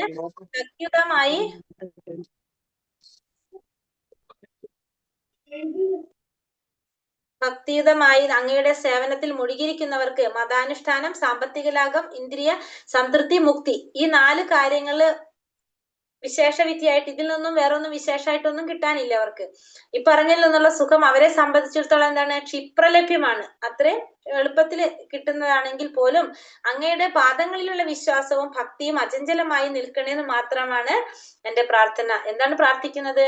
ഭഗവാന്റെ പാദങ്ങളിലുള്ള വിശ്വാസവും ഭക്തിയും, ഭഗവാനിൽ വിശ്വാസം ഉണ്ടാവണം, ഭക്തി ഉണ്ടാകണം എന്ന് മാത്രമാണ് പ്രാർത്ഥിക്കുന്നതെന്ന് ഉദ്ധവര് ഭഗവാനോട് പറയുന്നത്. അങ്ങനെയിരിക്കെ ഏറിപ്പോയാൽ സ്വർഗലോകങ്ങളിലേക്ക് ഉയർത്തപ്പെടാൻ മാത്രം സാധ്യതയുള്ള ഈ കാമ്യകർമ്മങ്ങൾക്ക് എങ്ങനെയാണ് അങ്ങയെ മനസ്സിലാക്കാൻ സാധിക്കുക? അപ്പൊ നമുക്കറിയാലോ, ഈ കാമ്യകർമ്മങ്ങൾ ചെയ്ത് പുണ്യഫലങ്ങൾ ചെയ്തു കഴിഞ്ഞാൽ നമുക്ക് എവിടത്തോളം പോകാൻ പറ്റുള്ളൂ? ഏറിപ്പോയാൽ സ്വർഗരാജ്യം വരെ. അങ്ങനെയുള്ള ആ പ്രവൃത്തികൾ ചെയ്യുന്നത് കൊണ്ട് അങ്ങയെ മനസ്സിലാക്കാൻ എങ്ങനെ സാധിക്കുക? അവരുടെ ആനന്ദം എങ്ങനെയാണ് ശുദ്ധഭക്തന്മാർ അനുഭവിക്കുന്ന ആനന്ദത്തിന് സമാനമാകുക? അപ്പൊ അവർക്ക് കിട്ടുന്ന ആനന്ദം ഒരിക്കലും ആർക്ക് തുല്യമാകില്ല? ശുദ്ധഭക്തന്മാരുടെ ആനന്ദത്തിന് തുല്യമാകില്ല എന്നാണ് പറയുന്നത്. അപ്പൊ ഏറ്റവും ശ്രേഷ്ഠമായിട്ടുള്ള ആനന്ദം നമുക്ക് കിട്ടണമെങ്കിൽ നമുക്ക് എന്ത് വേണം? ഭക്തിയുടെ സേവനത്തിലൂടെ മാത്രമേ നമുക്ക് സേവിക്കുള്ളൂ. ഭഗവത് സേവനത്തിലൂടെ മാത്രമേ നമുക്കത് സാധിക്കുന്നുള്ളൂ എന്നാണ് ഈ അധ്യായത്തിൽ മനസ്സിലാക്കി തന്നെ. അപ്പൊ ഭക്തിയുടെ സേവനം അർത്ഥിക്കുന്നവന്റെ യോഗ്യത, ചെറിയൊരു അധ്യായമാണിത്. ഹരേ കൃഷ്ണ കൃഷ്ണ കൃഷ്ണ ഹരേ ഹരേ, ഹരേ രാമ രാമ രാമ ഹരേ ഹരേ. വഞ്ചാകൽപത രൂപേശ്ച കൃപാ സിന്ധോഭ്യവച പതിതാനാം പാവനേഭ്യോ വൈഷ്ണവേഭ്യോ നമോ നമ. അനന്ത കോടി വൈഷ്ണവൃന്ദി की जय, श्रील प्रभुपाद की जय, गुरुदेव की जय, निताय गौर प्रमानंदे, हरि हरि बोल. हरे कृष्ण. ക്വസ്റ്റ്യൻ ആൻസർ നോക്കാം നമുക്ക്.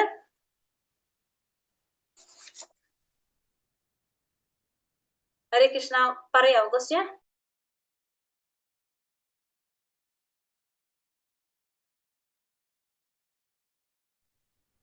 ഹരേ കൃഷ്ണ. ഭക്തിയുത സേവനത്തിന്റെ വിത്ത് ലഭ്യമാകുന്നത് എങ്ങനെ? എവിടെ നിന്നാണ് കിട്ടുന്നത് വിത്ത്?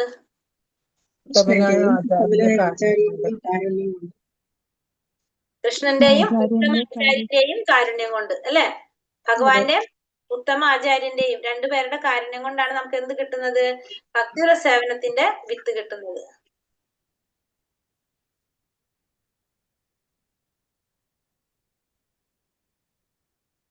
അടുത്ത ചോദ്യം എന്താണ്? കിട്ടി. ശ്രീമദ് ഭാഗവതത്തിൽ 11:20-8 ഭഗവാൻ ഉദ്ധവരോട് പറയുന്നത് എന്താണ്? പ്രിയപ്പെട്ട ഉദ്ധവ, ഭാഗ്യമുള്ളവർക്ക് മാത്രമേ ഭഗവാനോട് ആഭിമുഖ്യം തോന്നുകയുള്ളൂ. പൂർണ്ണമായും കാമ്യകർമ്മങ്ങളിൽ നിന്ന് മുക്തനാകുന്നില്ലെങ്കിൽ പോലും, അഥവാ പൂർണ്ണമായും ഭക്തിയുടെ സേവനത്തിൽ മുഴുകുന്നില്ലെങ്കിൽ പോലും സേവനം ാണ്. അപ്പൊ ആ ശ്ലോകത്തിന്റെ നമ്പർ എഴുതിട്ടോളാം. ഏതാണ്? ഭാഗവതം 11-ാം സ്കന്ധം 20-ാം അധ്യായം 8-ാം ശ്ലോകത്തിലാണ് ഭഗവാൻ ഉദ്ധവരോട് പറയുന്നത്. അസാധാരണ ഭാഗ്യമുള്ളവർക്ക് മാത്രമേ ഭഗവാനോട് ആഭിമുഖ്യം തോന്നുകയുള്ളൂ. അപ്പൊ നമ്മള് ആരെ കുറ്റം പറഞ്ഞിട്ട് കാര്യമില്ല. നമുക്ക് ഭഗവാനെ കുറിച്ച് അറിയാൻ അവസരം ഉണ്ടായിട്ടും അവരിതിന് നിർത്തി പോണത് അവരെ കുറ്റം പറഞ്ഞിട്ട് കാര്യമില്ല. കാരണം എന്താണ്? അസാധാരണ ഭാഗ്യം വേണം അവിടെ അല്ലെ? ഇതിന് നിർത്തിപ്പോയി കഴിഞ്ഞാൽ ആ ഭാഗ്യം അവിടെ ഇല്ലാന്നാണ് അതിന്റെ അർത്ഥം. അപ്പൊ ആരും പോകാതിരിക്കാൻ ശ്രദ്ധിക്കാം അല്ലെ? അവിടെ തീരും നമ്മുടെ അസാധാരണ ഭാഗ്യം എന്ന് നമുക്ക് മനസ്സിലാക്കാം. അത്രയും ഭാഗ്യം ഉണ്ടെങ്കിൽ മാത്രമേ ഭഗവാനെ കുറിച്ച് അറിയാനുള്ള അവസരം നമുക്ക് ഉണ്ടാകുന്നുള്ളൂ. അടുത്ത ഒരു ഉത്തമ ശ്രേണിയിൽപ്പെട്ട ഭക്തന്റെ ലക്ഷണങ്ങൾ എന്തൊക്കെയാണ്? ഒന്ന്, വേദഗ്രന്ഥങ്ങളിൽ നിഷ്ണാതത്വം, അതിനെ ആധാരമാക്കിയുള്ള ചർച്ചയിൽ വൈദഗ്ധ്യം, പിന്നെ തികഞ്ഞ വിവേചന ബുദ്ധിയോടെ നിഗമനങ്ങൾ സാമർഥ്യം, പിന്നെ നിയതകർമ്മങ്ങൾ ആവിഷ്കരിക്കാനുള്ള കഴിവ്, പരമമായ ലക്ഷ്യം ഭക്തിയുടെ സേവനമായ കൃഷ്ണസേവനം എന്ന് അയാൾക്ക് അറിയാൻ സാധിക്കും. ഭഗവാൻ മാത്രമേ ആരാധിക്കാനും സ്നേഹിക്കാനും ഉള്ളൂന്ന് അയാൾക്കറിയാം. ആചാര്യന്റെ ആശന ശാസനങ്ങൾ അതേപടി അനുസരിച്ച് പോകുന്നവരാണ്. പഠിപ്പിക്കാനും ഗുരുവായി തീരാനും യോഗ്യതയുള്ളവരായിരിക്കും ഇവര്. എങ്ങനെയുള്ളവരാണ് മധ്യമ ശ്രേണിയിൽപ്പെടുന്ന ഭക്തന്മാർ? മധ്യമ ശ്രേണിയിൽപ്പെടുന്ന ഭക്തന്മാർ എങ്ങനെയുള്ളവരാണ്? ന്യായവാദം നടത്താനുള്ള വലിയ സാമർഥ്യം അവർക്ക് ഉണ്ടാവില്ല, അത്ര അവകാശപ്പെടാൻ ഉണ്ടാവില്ല. പക്ഷെ ലക്ഷ്യത്തെ കുറിച്ച് അവർക്ക് എന്തുണ്ടാവും? ദൃഢമായ വിശ്വാസം ഉണ്ടായിരിക്കും. ഭക്തിയുടെ സേവനം ഭക്തിയുടമായ കൃഷ്ണ സേവനമാണ്. സേവനത്തിലുള്ള നടപടിക്രമങ്ങളെ കുറിച്ച് അവർക്ക് അചഞ്ചലമായ വിശ്വാസം ഉണ്ടാവും. കൃഷ്ണനാണ് ആരാധിക്കപ്പെടാനും സ്നേഹിക്കപ്പെടാനും യോഗ്യമായ പരമമായ വസ്തു എന്ന് ആർക്കറിയാം? മധ്യമാധികാരികൾക്ക് അറിയാനായിട്ട് സാധിക്കും. മൂന്നാമത്തെ വിഭാഗം ഭക്തരെ പറയുന്നത് എന്താണ്? അവരെ കുറിച്ച് വിശദമാക്കാം. മൂന്നാമത്തെ പേര് ആരംഭകർ അല്ലെങ്കിൽ പുതുവിശ്വാസികൾ എന്ന് പറയും. അപ്പൊ ഇവരുടെ വിശ്വാസം ഒരിക്കലും എങ്ങനെ ആയിരിക്കില്ല, ശക്തമായിരിക്കില്ല. മതഗ്രന്ഥങ്ങളുടെ തീരുമാനത്തെ ഇവർ അംഗീകരിക്കുന്നുമില്ല. പിന്നെ ഇവരോട് ആരെങ്കിലും വാദഗതികൾ ശക്തമായിട്ട് പറഞ്ഞു കഴിഞ്ഞാൽ അവരുടെ വിശ്വാസം തകർന്നു പോവുകയും ചെയ്യും. ലക്ഷ്യത്തെക്കുറിച്ച് വ്യക്തമായിട്ടുള്ളൊരു ബോധം ആർക്ക് ഉണ്ടാവില്ല? ഈ മൂന്നാമത്തെ വിഭാഗത്തിൽപ്പെട്ടവർക്ക് ഉണ്ടാകില്ല. മൂന്നാമത്തെ വിഭാഗത്തിൽപ്പെട്ട ഭക്തരാട്ടോ, ഖത്തർ എന്നാണ് അല്ലേ? ഭക്തർ ആരെല്ലാം ആണെന്ന് ഭഗവത്ഗീത പറയുന്നു. അവരുടെ ആരാധന ഏത് വിധത്തിലായിരിക്കും? ഉദാഹരണം മൂന്നാമത്തിൽ പറഞ്ഞത് നമ്മൾ അർത്ഥോ ജിജ്ഞാസു അർത്ഥാർത്ഥി ജ്ഞാനി, ഭഗവത്ഗീതയിൽ പഠിച്ചിരിക്കുന്ന 4 കൂട്ടർ. അപ്പൊ നമുക്ക് ഓരോന്നിനും ഉദാഹരണം നമുക്കറിയാം അല്ലെ? ആർത്തോ ജിജ്ഞാസു അർത്ഥാർത്ഥി ജ്ഞാനി ആരൊക്കെയാണ്? ഫസ്റ്റത്തെ ദുഃഖിതൻ, ഗജേന്ദ്രനെ പറഞ്ഞല്ലോ നമ്മൾ ദുഃഖിതനായിട്ട്. പിന്നെ ജിജ്ഞാസു, ധനകാംക്ഷി,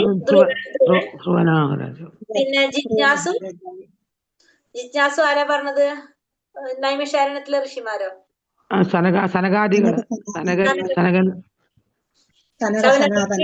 നൈമിഷാരണ്യത്തിലെ ഋഷികൾ.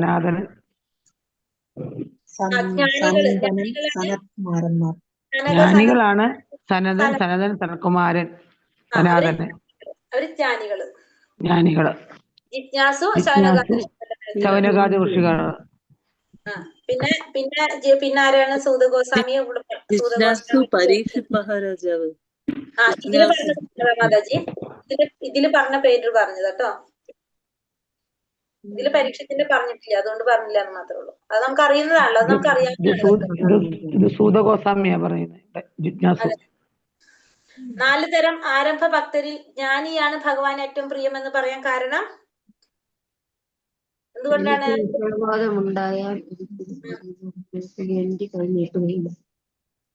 ഒരിക്കലും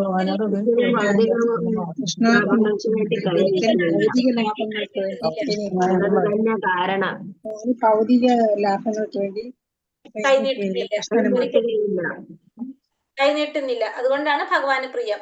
ഒരുവൻ ഭക്തി സേവനത്തിന് യോഗ്യത നേടുന്നത് എപ്പോഴാണെന്നാണ് ഭഗവത്ഗീത ഉറപ്പിച്ച് പറയുന്നത്? ഭൗതികമായ ക്ലേശങ്ങളിൽ നിന്ന് മുക്തനായി ജീവാത്മാക്കളെ മുഴുവൻ തുല്യ രീതിയിൽ കാണാനുള്ള കഴിവുണ്ട്.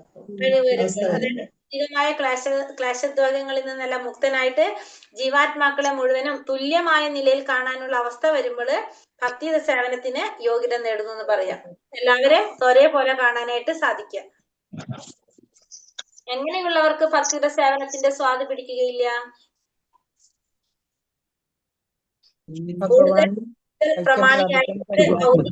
മായയുടെ പിടിയിൽപ്പെട്ട ബുദ്ധി കൈവിട്ടി പോയവരും അതായത് ഭൗതികത്തിലായാലും ആത്മീയതയിലായാലും സ്വന്തം ഇന്ദ്രിയ സംതൃപ്തൻ ആഗ്രഹിക്കുന്ന ഒരു വ്യക്തിക്ക് ഭക്തിയുടെ സേവനത്തിന്റെ സ്വാദ് പിടിക്കുകയില്ല.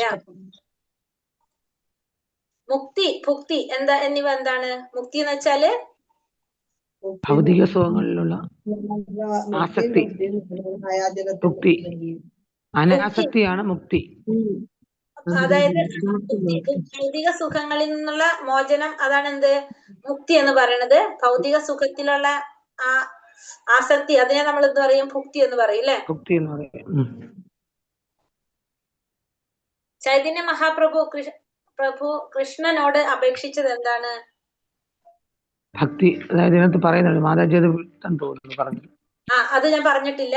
യഥാർത്ഥ ഭക്തൻ മുക്തി ആഗ്രഹിക്കുന്നില്ല. ചൈതന്യ മഹാപ്രഭു കൃഷ്ണനോട് അപേക്ഷിച്ചു, നന്ദപുത്ര, അസംഖ്യം അനുഗാമികളുടെയോ അളവറ്റ സമ്പത്തിന്റെയോ സുന്ദരിയായ ഭാര്യയുടെയോ രൂപത്തിലുള്ള ഭൗതിക സുഖമോ ഭൗതിക ജീവിതത്തിൽ നിന്നുള്ള വേർപ്പെടലോ എനിക്ക് വേണ്ട. തുടരെ തുടരെ എത്ര ജന്മങ്ങൾ വേണമെങ്കിലും ഉണ്ടാവട്ടെ, എനിക്കൊരു പ്രാർത്ഥനയുള്ളൂ, അങ്ങയിലുള്ള ഭക്തി എന്നെന്നും അചഞ്ചലമായി നിൽക്കണം. അതായത് കൃഷ്ണനിലുള്ള ഭക്തി അചഞ്ചലമായിട്ടിരിക്കണം.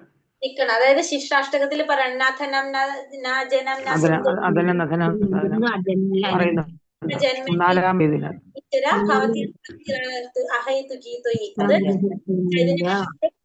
നൽകിയിരിക്കുന്നത് 8 ഉപദേശങ്ങളാണ്. നമുക്ക് 8 ശ്ലോകങ്ങളാണ് തന്നിരിക്കുന്നത്.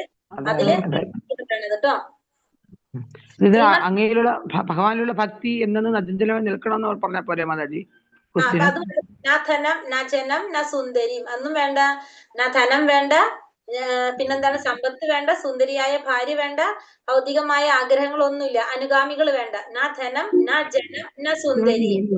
വേണ്ട ഇന്നും വേണ്ട. സുന്ദരി. ശ്രീമദ് ഭാഗവതം 4:9-10 ധ്രുവകുമാരൻ പറയുന്നത് എന്താണ്? ധ്രുവൻ പറയുന്നത് എന്താണ്? 4:10 ധ്രുവൻ പറയുന്നത് ഭഗവാൻ അങ്ങയുടെ ആധാരവിന്ദങ്ങളുടെ ധ്യാനത്തിൽ മുഴുകുമ്പോൾ ശുദ്ധഭക്തന്മാർ അനുഭവിക്കുന്ന അതീന്ദ്രിയമായ ആനന്ദത്തിന്റെ സമീപത്ത് നിന്നും എത്താൻ ആത്മസാക്ഷാത്കാരത്തിലൂടെ നിർവ്യക്തികവാദികൾ അനുഭവിക്കുന്ന ആനന്ദത്തിന് സാധ്യമല്ല. അങ്ങനെയിരിക്കെ ഏറിപ്പോയാൽ സ്വർഗീയ ലോകങ്ങളിലേക്ക് ഉയർത്തപ്പെടാൻ മാത്രം സാധ്യതയുള്ള കാമ്യകർമ്മികൾക്ക് എങ്ങനെയാണ് അങ്ങയെ മനസ്സിലാക്കാനായിട്ട് സാധിക്കുക? അവരുടെ ആനന്ദം എങ്ങനെയാണ് ശുദ്ധഭക്തന്മാർ അനുഭവിക്കുന്ന ആനന്ദത്തിന് സമാനമാവുക? ശുദ്ധഭക്തന്മാരുടെ ആനന്ദം മനസ്സിലാക്കണമെങ്കിൽ ശുദ്ധഭക്തനായാലേ അറിയാൻ സാധിക്കുള്ളൂ. അത് നമുക്കിപ്പോ ക്ലിയർ ആയി അല്ലെ? ശുദ്ധഭക്തനായാലേ അറിയാനായിട്ട് സാധിക്കില്ല, നമുക്ക് പറഞ്ഞാല് സാധിക്കില്ല എന്നുള്ളതും കൂടി. അപ്പൊ അങ്ങനെ 3-ാമത്തെ അധ്യായം നമ്മളെ അവസാനിക്കാണ്. ഭക്തിയുടെ സേവനം അർപ്പിക്കുന്നവന്റെ യോഗ്യത. ഇതിലധികം കാര്യമായിട്ടില്ല. നമുക്ക് 3 കാര്യങ്ങളാണ്. കൂടുതൽ ഭൗതികമായ ആസക്തി ഉള്ളവർക്കും അനാസക്തരായവർക്കും എന്ത് സാധിക്കില്ല? ഭക്തിയുടെ സേവനം ചെയ്യാനായിട്ട് യോഗ്യത ഉണ്ടാവില്ല. മാത്രമല്ല കാരുണ്യമില്ലാത്തവർക്ക്. അത് പറയാനായിട്ട് നമ്മൾ സത്സംഗം, അതിന് നമുക്ക് ഏറ്റവും കൂടുതൽ നമ്മൾ പറഞ്ഞ എന്താണ് വേണ്ടത്? സത്സംഗം വേണമെന്ന് പറഞ്ഞു അല്ലെ? സത്സംഗത്തിലൂടെയാണ് നമുക്കത് സാധിക്കുന്നത്. ഒരു ശുദ്ധഭക്തന്റെ കാരുണ്യം കിട്ടുന്നത് എങ്ങനെയാണ്? സത്സംഗത്തിലൂടെയാണ്. അപ്പോ നമുക്ക് അടുത്തൊരു സംശയം വരാം. ഭഗവാൻ ശ്രീകൃഷ്ണൻ ദുര്യോധനന്റെ കൂടെ എപ്പോഴും ഉണ്ടായിരുന്നു, അവരുടെ കൂടെ അല്ലെ, പാണ്ഡവരുടെ കൂടെ ഉണ്ടായിരുന്നു. ദുര്യോധനൻ കണ്ടുകൊണ്ടിരിക്കല്ലേ. എന്നിട്ടും ദുര്യോധനൻ എന്തുകൊണ്ടാണ് ഒരു ഭക്തനാവാൻ മാറാഞ്ഞത്? കാരണം ഒരു ഭഗവാനാണ് കൂടെ ഉള്ളത് അല്ലെ? സത്സംഗം ഇതിനേക്കാൾ വലുത് സത്സംഗത്തിന് ആവശ്യമില്ലല്ലോ. നല്ലൊരു സംഘമായിരുന്നു ഉണ്ടായിരുന്നു. എന്നിട്ടും ദുര്യോധനൻ എന്തുകൊണ്ട് സാധിച്ചില്ല? എന്തുകൊണ്ടാണ്? അത് അസുരന്മാരായിരുന്നു ഇവരൊക്കെ. അപ്പൊ അതുകൊണ്ട് അസുരന്മാര് കുറെ ഉണ്ടായിരുന്നു. അസുരന്മാരുടെ കുറെ സംഘങ്ങള്, അവരുടെ ഒക്കെ കൂടെ ഭഗവാൻ ഉണ്ടായിട്ടുണ്ടായിരുന്നു പല സമയത്ത്. പക്ഷെ എന്തുകൊണ്ട് അവർക്ക് അത് സാധിച്ചില്ല? അവര്